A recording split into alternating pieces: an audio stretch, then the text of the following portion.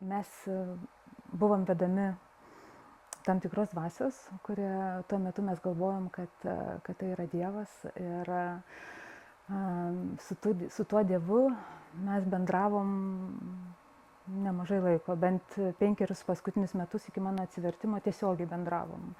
Mes girdėdavom jo balsą, klausydavomės visų nurodymų. Ir aš tuo metu šventai tikėjau, kad tai yra iš Dievo, kad Dievas mus veda ir tas vedimas nuves mane į gyvenimo pilnatvę, nes patirtis, tas, kurias mums duodavo ta dvasia, buvo tokios labai įspūdingos. Nežinau, kiek jūs esate susipažinę su... Tie visi New Age mokymai ar ezoteriniai mokymai, jie vis vien yra maždaug apie tą patį. Tai dvasia siekia įtikinti žmogų, kad jis yra Dievas ir išlaisvinti žmogų iš kančių. Kaip ir atrodo labai geras siekis, kad tai yra... To mes ir siekiam išsilaisvinti iš kančių, bet tik tai krikščionybėje supratau, kad tikslas tos dvasios išsilaisvinti iš kančių, tai ne susilieti su Dievu, o tiesiog pražudyti žmogaus sielą, kad jinai neegzistuotų. Va, ir tas balsas, su kuriuo mes šnekėdavom, mes matydavom ten įvairias dvasias, mes matydavom mirusius žmonės, mes tuo metu tikrai nesupratom, kad tos dvasios yra ne mūsų mirę ten giminaičio, o tai yra tiesiog demonai, kurie priima tokius pavydalus. Mums tai atrodė labai įspūdinga, mes atrodo prisilietėm prie kažko tai labai didelio, labai galingo. Ta dvasia pradėjo mums suteikinėti įvairių galių. Mes galėdavom skaityti žmonių mintis, galėdavom išgydyti kažkokius tai negalavimus, nedidelius, didelių tiesiog nebandėm, manau, kad ir nebūtų gavęsi. Tarkim, ten nuimti kažkokį tai skausmą galvos, ar kojas, ar rankos, ar atpažinti žmogaus ligą. Ir ta dvasia mums sakė, ir jinai viską darė labai subtiliai, nes tai yra labai protinga būtybė, tai turinti angelišką protą, nes labai gerai žinom, kad demonas turi angelišką protą ir Dievas to iš jo netimė ir jisai moka labai gražiai įtikinti žmogų ir suklaidinti. Jisai duodavo mums tokias gilias ekstazijas, kad mes praktiškai galvodavom, kad mes jau susiliejom su Dievu ir esam kažkokios tai taip pat dieviškos būtybės. Ir aišku, kad tai labai įtraukia labai stipriai galimybę būti Dievu, tai yra kažkas tokio, ko žmogaus prigimčiai labai sunku pasipriešinti, to labiau, kad aš nebuvau susipažinusi krikščionybę. Prieš tai tiesa, aš labai daug religijų studijavau ir mokymų, pagrindė hinduistinės religijas. Apie budizmą dar nepakalbėjau, dar buvau labai giliai įstraukusi budizmą, irgi gyvenau vienuolynuose Nepale, Indijoje budistų vienuolynuose, Tailande taip pat, ir irgi daug labai meditavau, turėjau mokytojus, tokius irgi gan žinomus, kurie mane vedė šito keliu. Dar irgi čia grįžtant atgal, nepaminėjau, irgi turėjau keletą tokių irgi stiprių labai gurų, kur važinėdavau ir į Rusiją važinėdavau, irgi į Tailandą važinėdavau, nuolatos tiesiog tas kelias toks būdavo, bet jis nebūdavo taip, kad aš pabandžiau ir kaip dabar ne kartą skaičiau komentarus, kad pabandžiau ir atsitraukiau ir viskas paviršutiniškai. Ne, man visą laiką reikėjo iki pat galo, iki pat dugno, pasiekti dugną, išsiaiškinti iki galo ir jeigu jau pradėdavau medituoti, tai po daug valandų darydavau labai didelis tokias askezės, badaudavau labai daug. Kai kurios praktikos būdavo tokios sudėtingos, kad reikalaudavo, pavyzdžiui, užsikasti gyvai po žemę. Ir tą darydavom, užsikasdavom po žemę, tarkim, valandai laiko, kad išgyventi mirties būseną. Čia, aišku, labai juokinga galbūt dabar atrodo, bet tuo metu tai buvo labai rimta. Bet ko atrodo nepadarysi, bandydamas surasti Dievą. Tęsiant toliau mūsų darbus toj Lietuvoje, jau kai grįžom Lietuvoje, mes įkūrėm savo mokyklą ir čia mokėm žmonės. darydavom stovyklas, vat kaip čia pas jūs, tik pas mus būdavo daug daugiau žmonių, dėja. Ir darydavom savaitgaliais tokias meditacijas. Žmonės patirdavo irgi labai gilias patirtis, labai didelės ekstazijas, tie, kurie ateidavo pas mus, ta dvasia, ta piktoji dvasia, jinai taip pat apimdavo ir tos žmonės, kurie būdavo su mumis. Ir mes jautėmės labai galingos, nes akivaizdu, kad galint suteikti žmonėms tokias patirtis, tai čia tu greičiausiai esi kažkas labai ypatingo, bet, kaip žinot, visos tos new-age'inės praktikos, jos ir paremtos ant žmogaus puikybės. Tai mūsų puikybė tuo metu labai puikiai sužaidė piktoji dvasia ir labai stipriai mus paklaidino. Aišku, vienintelė, jeigu aš būčiau nors kiek daugiau žinojusi apie krikščionybę, galbūt aš būčiau tuo metu atpažinusi. Bet krikščionybė tuo metu buvo vienintelė religija, kurios aš žinojau labai labai paviršutiniškai, tik iš vaikystės, iš paauglystės. Kristų laikiau, aš jį mylėjau, jisai buvo vienas iš dievų, aš jo turėjau ikonėlę namuose, prie lovos pasidėjęs, irgi jam pasimelsdavau kartais, medituodavau, bet mūsų malda būdavo į Kristų meditaciją. Žiūrėjimas kaip į objektą ir bandymas ištuštinti savo sąmonę, ištuštinti savo protą. Ir Kristus man buvo tik tais vienas iš dievų, jis nieko daug labai man nereiškia. Ir po to prasidėjo įvairūs pokyčiai, nežinau, galbūt kažkas už mane meldėsi, iki šiol nežinau, kam turi būti dėkinga, bet žinau, kad greičiausiai Dievo motina man labai daug padėjo. Mes turėjome išvykti į kelionę, išvykome į Nepalą su grupė žmonių ir ten kalnuose kažkas atsitiko. Man pasidarė labai labai blogai, dvasiškai labai blogai, staiga ta galia, kurią aš turėjau. Įsivaizduokite, aš praktiškai visą laiką vaikščiodavau ekstazijai, pakylėta, visą laiką jokių aistrų, jokio nusiminimo, nuolatinis džiaugsmas, nuolatinis pakylėjimas. Aišku, būdavo tokių epizodų, kada, tarkim, po pamokų, jogos ar po meditacijos pasidarydavo labai negera. Tiesiog draskydavo kažkas iš vidaus, bet tai buvo labai laikinas dalykas ir mums tada aiškindavo, kad tai susijęs su tuo, kad mes prisimam tų žmonių, kurie pas mus buvo nuodėmės, kaltes ir, mes tai padedam. Tai čia galima sakyti, prisimam Kristaus vaidmenį. Bet tas neleido man suprasti, kad kažkas yra negerai, tos bangos tokios. Bet tuo metu kalnuose jau iš tikrųjų man pasidarė labai blogai ir praktiškai visą savaitę išmušė mane stipriai labai iš vėžio. Aš grįžau į Lietuvą ir paskui tas prasidėjo toks pusę metų iki atsivertimo. Svyravimai prasidėjo labai tokie ryškus, arba labai labai didelė ekstazė, arba labai didelė duobė. Ir neįmanoma darėsi gyventi tiesiog. Po kiekvienos meditacijos būdavo labai labai blogai. Aišku, žmonėms mes to neparodėm ir nesakėm, nes visą laiką reikėjo pasirodyti, kad mes esam tobulas mokytojas, kad mes jau labai daug dvasiškai pasiekę. Ir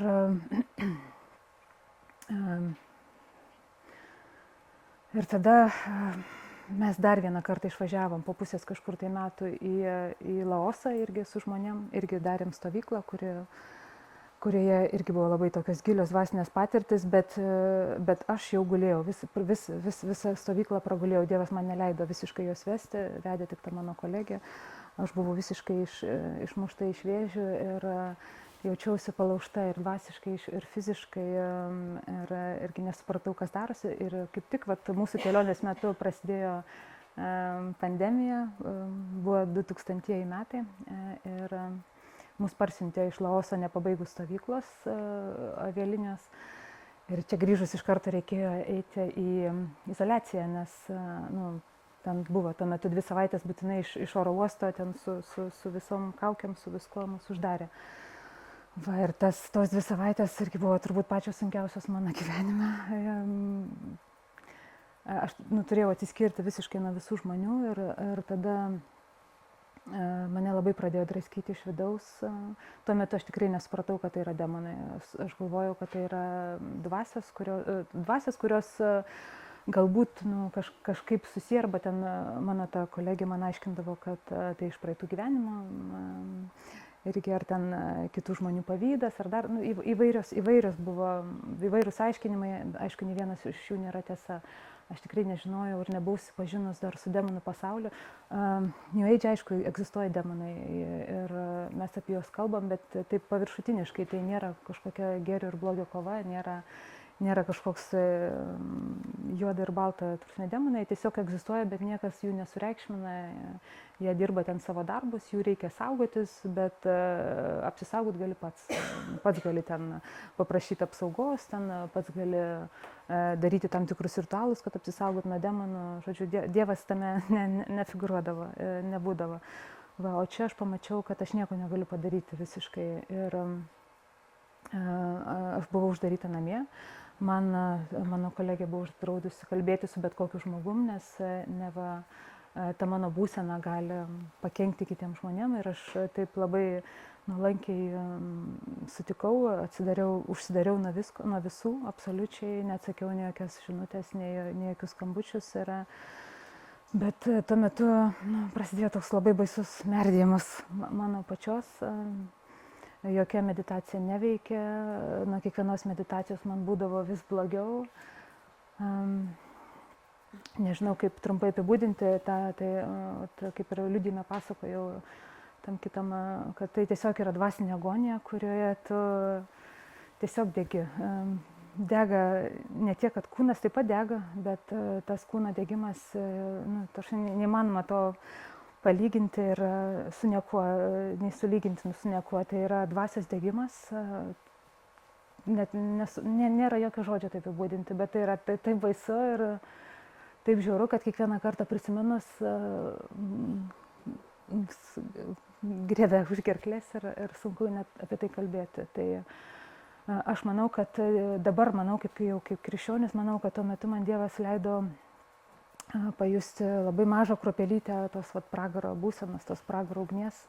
Tai, kad pragaras iš tikrųjų yra būsena, būtent dvasinė būsena žmogaus. Ir aišku, jis man davė tiek, kiek aš galėjau pakelti, nes turbūt daugiau nebūčiau galėjęs pakelti nei fiziškai, nei dvasiškai, bet tikrai pačiam blogiausiam žmogui, ne vienam žmogui nelinkėčiau patirti. Ir dėl to dabar aš tikrai esu pasiryžus ir kalbėti ir šnekėti apie tai, kad tie žmonės, kurie eina būtent New Age keliu ar seka kitas religijas, kad nepakliūtų į tai, ką man teko išgyventi. Ir tai nėra taip, kad ten žmogus netenka proto ar dar kažką, šiaip tu esi pilnai sąmoningas, bet ta didžiulė neviltis, labai tas toksai dvasinis aklumas,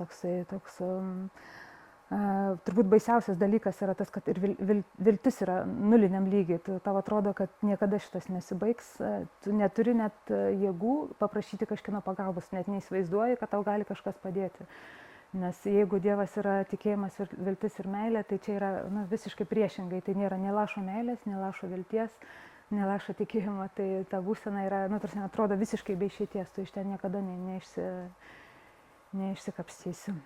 Tai aš buvau 2 savaitės uždaryta ir draskoma šitos agonijos. Nekalbėsiu dar apie tai, kad ir buvo fiziniai susidūrimai su tom dvasiniam jėgom. Jie fiziškai mane tampydavo už rankų, už kojų. Žinau, kad kai kam galbūt tai gali atrodyti labai keista ir sunku patikėti, bet tol, kol aš pati su to nesusidūriau, tol irgi turbūt būčiau nepatikėjus ir niekada net neįtarus, kad taip gali būti. Bet netgi tie fiziniai tampimai, tie visi purtimai, jie jie, aš net nebijodavau jų realiai, nes ta dvasinė kova nebuvo daug stipresnė, ta baimės net jausmas išnyksta, ta baimė visai kitokia, jinai, baimė visai kitur, ne fiziškam, ne psichiniam lygmenį, o kažkur tai dvasiai sielai, kad tu pražuvęs esi, ne tai, kad tu pražūsi, o tu jau esi pražuvęs. Ir aišku, kai pasibaigė jau tas karantinas, aš prisiminiau, taip kaip per miglą tarsi prisiminiau, kad yra tokia vieta, yra Šventos Dvasios vienuolynas Vilniuje. Ir aš ten ateidavau medituoti. Žodžiu, tą vienuolyną ateidavau ir sėdėdavau ten, gaudydavau, žodžiu, energiją, vaibus ir visą kitą, ir dar kviesdavau netgi kitus žmonės. Realiai aš ten anksčiau eidavau, bet po to, kai jau patapau labai didelė mokytoja, tai man buvo nelygis ten eiti, žodžiu, nes aš buvau aukščiau. Va, tai aš prisiminiau tą vietą, bet tikrai ne kaip krikščionišką vietą, o tik tai kad galėtų man kažkaip galbūt padėti kažkas ten. Nežinau, aš pati net neprisimenu, kaip aš ten patekau. Kažkokiu būdu nusigavau, aš turbūt nušliaužiau, nes man buvo taip blogai, kad net fiziškai man buvo sunku vaikščioti. Ir aš ten atėjau, aišku, atėjau tikrai nieko nesuprasdama, nei kaip, nei kas. Aš žinojau tą vietą anksčiau gerai, bet aš pirmą kartą pajutau, kad kažkas čia yra, kad kažkas, kažkokia viltis yra, kažkokią pagalbą galiu gauti. Ir ten centre vienuolyno bažnyčios yra ten šventųjų kūnai, relikvijos. Ir tuo metu ten budėjo toks sargas lietuvis, tuo metu ir labai gerai kalbėjo. Jisai paklausė manęs, jis matė, kad aš verkiu, sako, gal tu nori prisiliesti, pagerbti relikvijas. Aš net nesupratau, ko jis iš manęs nori, nes ten reikia pabučiuoti. Man kažkas nebuvo puikybė, tikrai net neleido tokius nusilenkti kažkam. Bet aš vis tiek viduj supratau, kad reikia nusižeminti, reikia, kad jeigu prašo, negražu tiesiog ir visą kitą, tai jis man atidarė relikvijas, aš pabučiavau ir tada kažkas tokio vyko, nežinau, aš tiesiog sėdėjau, verkiau gal 2 valandas, nenorėjau, aišku, iš ten išeiti, bet tikrai nesupratau, kas manim vyksta. Ir pradėjau po to karto kiekvieną dieną vaikščioti, į rytinės mišias, į vakarinės mišias, tiesiog stovėdavau, ateidavau valandą iki mišių, iki pamaldų, ryte liturgijos, ten vakarinės pamaldas, ateidavau, tiesiog stovėdavau, verkdavau, klūpėdavau prieš Dievo motiną, prašydavau pagalbos, kad man kažkaip padėtų. Ir aš ten kokį mėnesį taip vaikščiau, niekas į mane ten nekreipė dėmesio. Tai aš irgi liudyme kalbėjau apie tai, koks yra didžiulis skirtumas, kai važinėdavau į Indiją, ten įvairios šventyklos, ten labai įspūdingos tos šventyklos, ten irgi tie mokytojai, guru įspūdingi tokie labai. Aš tik ateidavau kur nors, visur mane kviesdavo, tik ateidavau, visur šalia pasisodindavo, visur aš galėdavau būti šalia didžiausių ten tų dievybių, šventenybių per visas pamokas. Irgi visi mokytojai mane sodindavo šalia savęs, sakydavo, kad aš ten turiu labai didelį dvasinį potencialą, kad aš esu labai ypatinga. Žodžiu, ant puikybės labai mane pakabino tuo metu.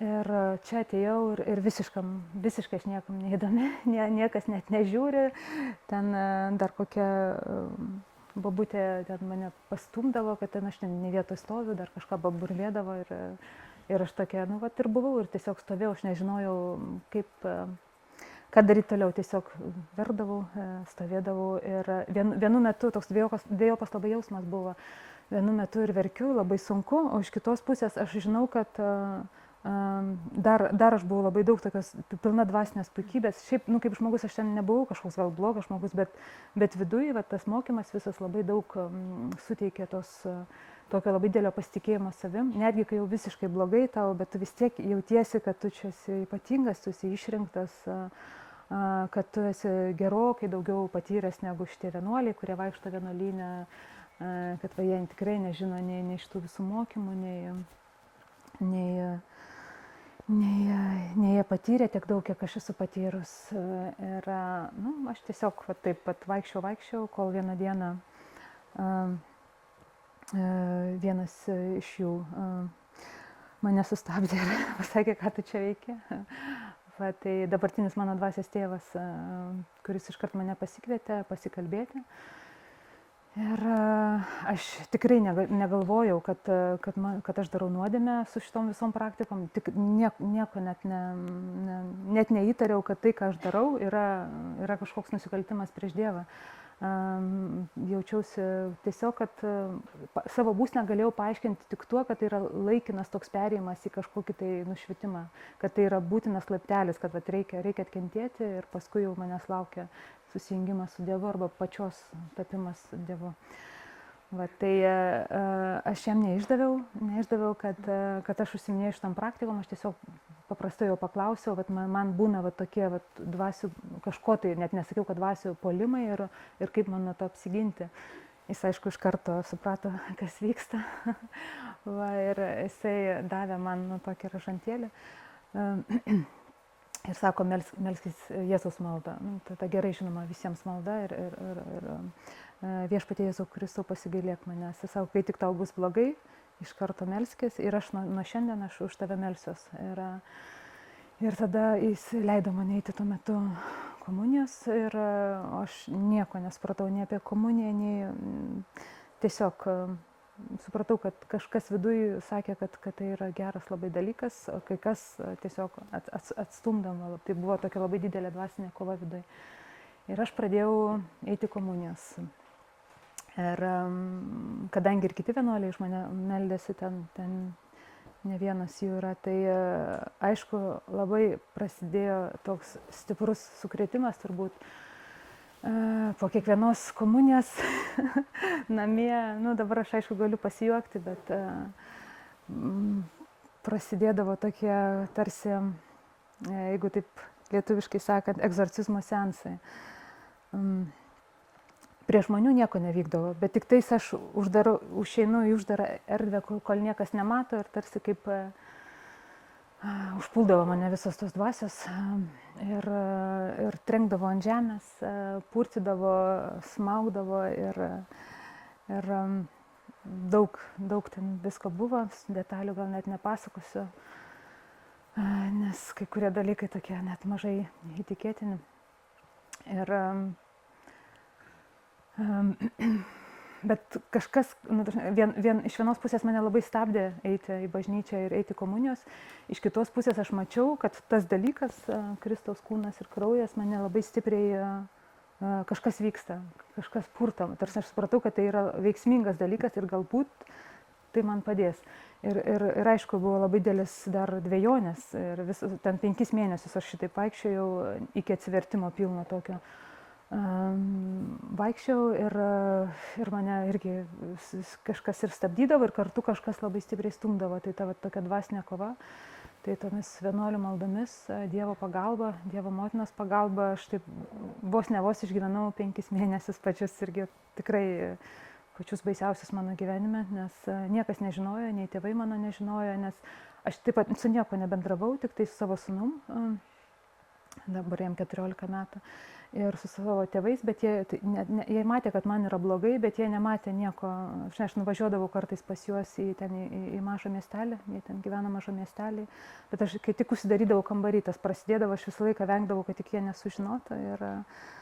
Ir aš jiems prisipažinau tik gerokai vėliau apie visą tą savo kančią. Beje, mano tėvai irgi atsivertė, jie katalikai, vaikšto kiekvieną dieną, ne kiekvieną dieną, bet visą laiką, kas savaitę į bažnyčią, kasdieną meldžiasi, labai gražus pavyzdys atsivertimo. Bet čia nukrypau. Tai vaikščiojau komunijos kiekvieną dieną ir po maždaug 5 mėnesių jau aš pradėjau, tiesa, visų laikotarpių tuo, kada vaikščiojau komunijos, aš nagrinėjausi krikščionybę, pradėjau skaityti šventąjį raštą, pradėjau skaityti šventųjų gyvenimus, visas konfesijas, aišku, pradėjau ir katalikų, ir protestantų, ir stačiatikių, ir visus, ką tik rasdavau, amerikonus visus išsiklausiau, anglų kalba, rusų kalba, visom kalbom. Praktiškai nuo ankstyvo ryto iki net naktim klausydavau, kad suprasčiau, kas tai yra, skaičiau šventą raštą kasdien. Ir aišku, pirmas buvo labai didelis atmetimas, negalėjau pirmą kartą Naująjį testamentą, kaip pirmą vaikystę aš jį žinojau, bet viską buvau pamiršusi.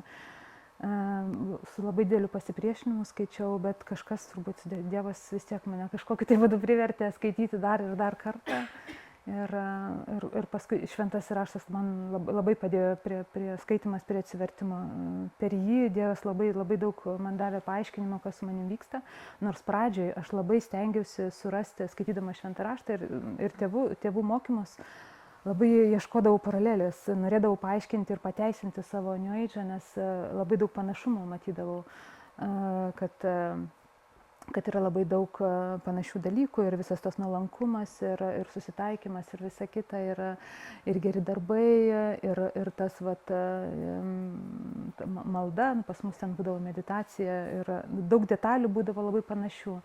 Tik vėliau pradėjau atpažinti, kad tiek New Age, tiek ezoterikoje visoje niekur nėra atgailos. Yra tai, kad turi gailėtis už savo blogą kažkokį darbą, turi atsiprašyti, turi prisimti kaltę, turi tarnauti kitam žmogui, duoti išmaldą, visas tas yra. Bet atgailavimas ir atgailos supratimas niekur neegzistuoja. Jis yra galbūt kitaip pateiktas, netgi budizme, tai tu turi pripažinti savo klaidas ir visą kitą, bet atgaila yra absoliučiai svetimas dalykas. Ir aš po truputį pradėjau atpažinti, jau vis tiek per komuniją gauta dvasia, šventoji dvasia, jinai vis tiek pradėjo keisti mano sąmonę, mano supratimą, nes labai buvo giliai įsišaknėjęs ir pasaulio supratimas, kaip jis yra sukurtas, ir apie žmogaus sielą, kad ir tie daugkartiniai gyvenimai, persikūnimai, visi praeiti gyvenimai, man buvo labai sunku patikėti, kad jų nėra, nors krikščionybė labai aiškiai sakė, kad tai yra visiška nesąmonė, bet kai 20 metų kažkur tai gyvenau ant tokio supratimo, kad yra persikūnimai, tai buvo labai sunku sulaužyti šitą supratimą, bet paskui jau po atsivertimo labai aiškiai pamačiau visą klastą praeitų gyvenimų, nes mes matydavom vizijas iš praeitų gyvenimų ir mes, jeigu aš matau viziją, reiškia, tai yra tikra ir aš matau savęs kaip galbūt ne šitam kūne, bet kitoj formai kažkokius tai įvykius iš savo gyvenimo, dėl kurio, tarkim, aš dabar džiaugiuosi arba dėl kurių aš dabar kenčiu, nes tai yra karmos principus sukurta visą tai.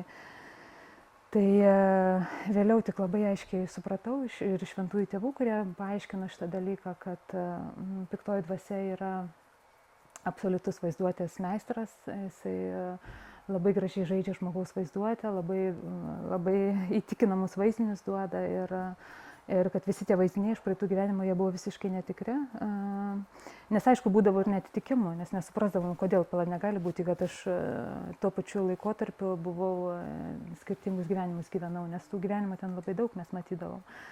Ir paskui tik tais pamatėm, kad visa tai yra, viskas yra nupiešta mūsų galvoj ir kaip yra svarbu atmesti šitos visus vaizdinius kaip netikrus. Ir plus dar kodėl duoda šitos praeitus gyvenimus, kad pateisinti mūsų kažkokias tai gyvenimo aplinkybės. Tarkim, jeigu aš sergu kažkokią sunkia liga, reiškia, aš praeitam gyvenime pagal karmos dėsnį kažką padariau tokio, dėl ko aš nusipelniau tą ligą turėti. Jeigu iš manęs pavogė kažką, tai reiškia, aš kažką ten buvau padarius praeitam gyvenime ir taip toliau. Tai yra, aišku, daug visokių vaizdinių ir blogų, kurių aš buvau padarius, ten mūsų rodydavo ir labai gerų, kur aš ten karalienė ar dar kažkas. Ir vienas iš tokių labai aiškių bruožų demono piktosios dvasios yra kaltinti žmogų jo paties nuodėmėmis. Tai galbūt tie vaizdiniai netgi gali būti tikri, bet jie yra padaryti visai kitiems žmonėms ir padaryti piktosios dvasios. Ir įskiepė mums tos vaizdinius tam, kad mes įtikėtum, kad būtent mes tai padarėm. Ir tada galima save kaltinti. Nu taip, tada aš nusipelniau tokį neilgą, aš taip pat padariau. Ir taip aš nuskriaučiau ten kažkokį žmogų. Tai ir aš pateisindavau savo gyvenimo dėsnius visus būtent tuo karmos principu. Tai va, ir pamažu pradėjo griūti va šitas pasaulis, visas supratimas.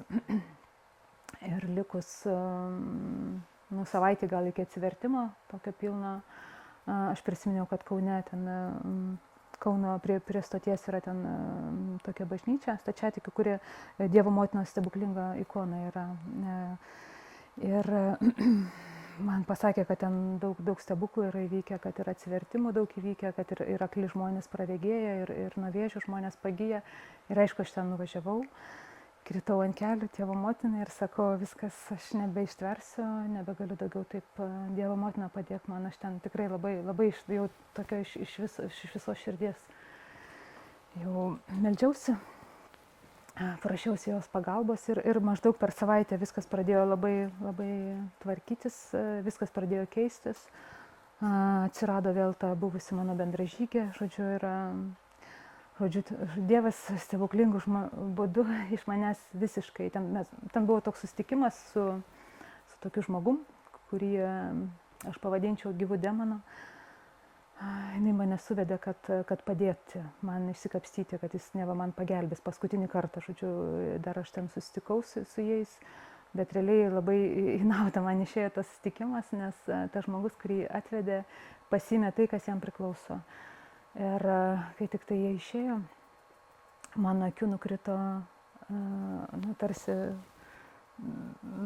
migla nukrito, tarsi maišą nuo galvos kažkas nuėmė ir pradėjo galvoj dėliotis visas paveikslas. Aš gal 2 valandas tai prasidėjau, sustingusi ir tiesiog bandžiau apdoroti visą informaciją, nes ta dvasia piktoji, Dievo motinos pagalba, aišku, tai įvyko, jinai tiesiog leido jam iki manęs daeiti, tam žmogui, kad jisai neva ieškodamas man pagalbos pats ištaisytų savo klaidą. Va, ir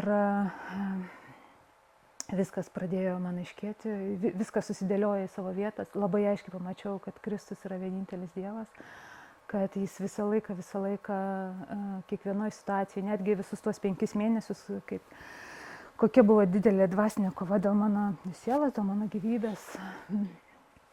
Ir kas ten vyko, nes kai man buvo labai blogai, aš tikrai dar nebuvau atsivertusi, aš prašydavau įvairių dievybių, kad man padėtų. Ir aš turėjau tokį būgną, irgi šamanišką. Ten atskira istorija, aš dar ir su šamanais buvau susidėjus, bet apie tai irgi daug kas žino.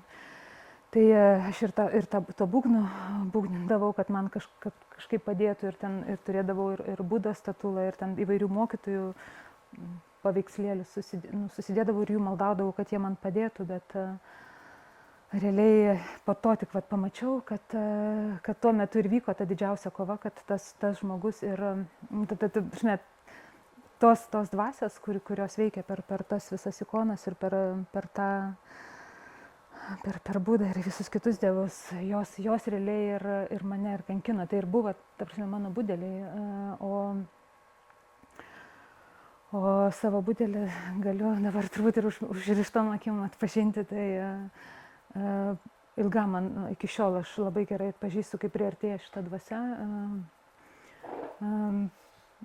Ir kai žmogus, tarkim, irgi yra kažkoks ateina, su kuriuo reikia bendrauti, ir kai gan nesunku yra atpažinti, su kuo jis yra, nes aš iš karto, Dievas leidžia gal kažkaip tai pajusti, ir aš iš karto, ne tai, kad išsigąstu, bet, ta prasme, iš karto atpažįstu, ir tas atpažinimas verčia saugotis ir aišku, melstis už tą žmogų ir kaip įmanoma padėti. Va, tai po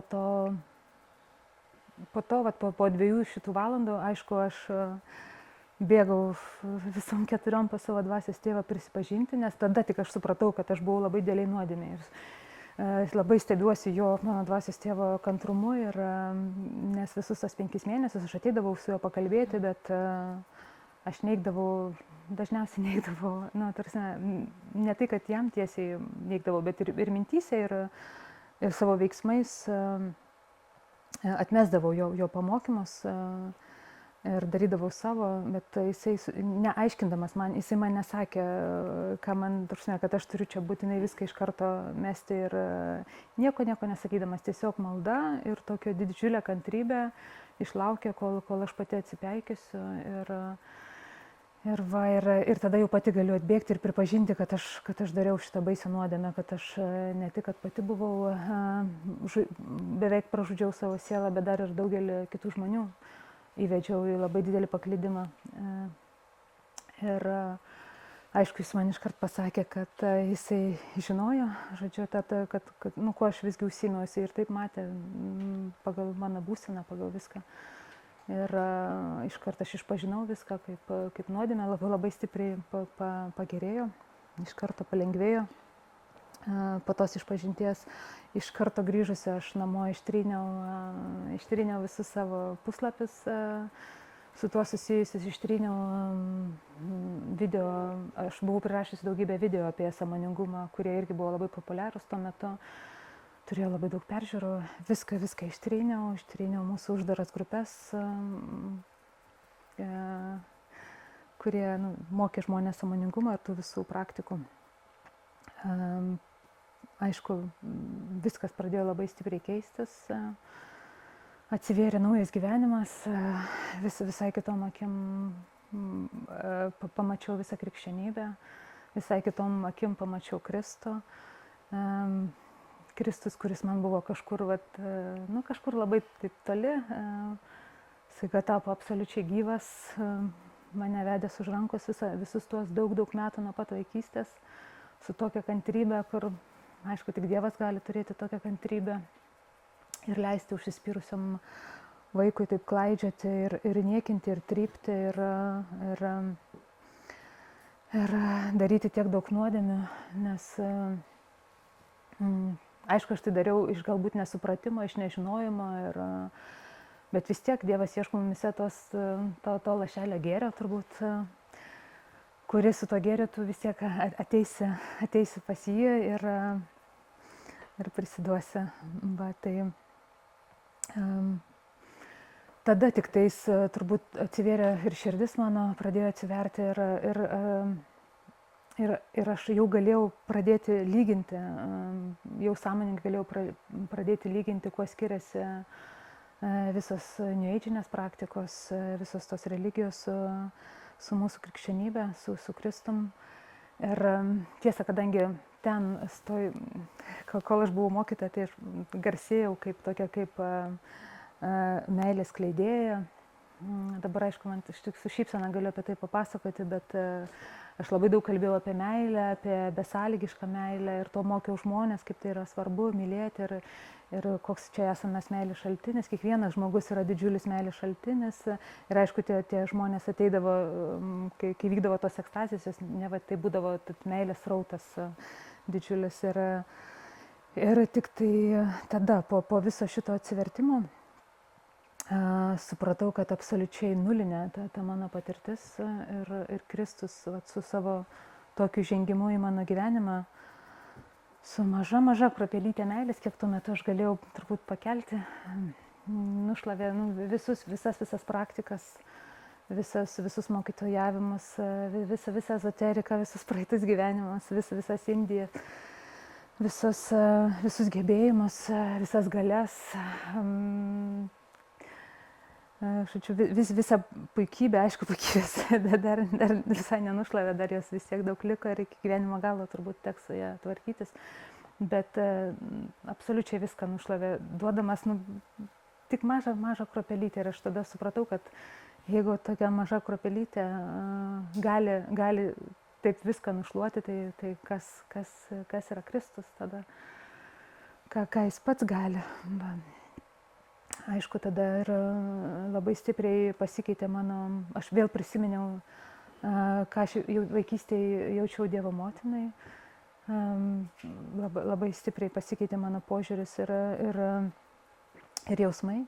Ir aš girdėdavau, kaip tik girdėjau tokį liudymą, įdomu, labai daug liudymų praklausiau, nes man buvo labai svarbu žinoti, išgirsti liudymus įvairių jogų, įvairių buvusių New Agerių, praklausiau tūkstančius įvairiom kalbom, įvairiom tai čia anglų ir rusų kalbom ir lietuvių. Man buvo labai svarbu žinoti, ar tikrai, dar iki pat atsivertimo, aš jau žinojau, kad galbūt, jau širdis sakė, kad galbūt Kristus yra vienintelis, bet vis tiek aš klausiausi ir turbūt tik tais pats Kristus iki galo pats atėjęs mane įtikino. O Dievo, tą liudymą vieną išklausiau, kur vienas kalnys, kuris tikrai buvo daug, Lietuvoje, tarp kitko, padaręs labai daug žiaurių nusikaltimų ir žudė žmonės. Ir jisai vienutė, ar nežinau kaip vadinasi, izoliatoriam, jisai stovėdavo, parom stovėdavo, nesisėsdavo. Ir kai bandydavo jį pasodinti,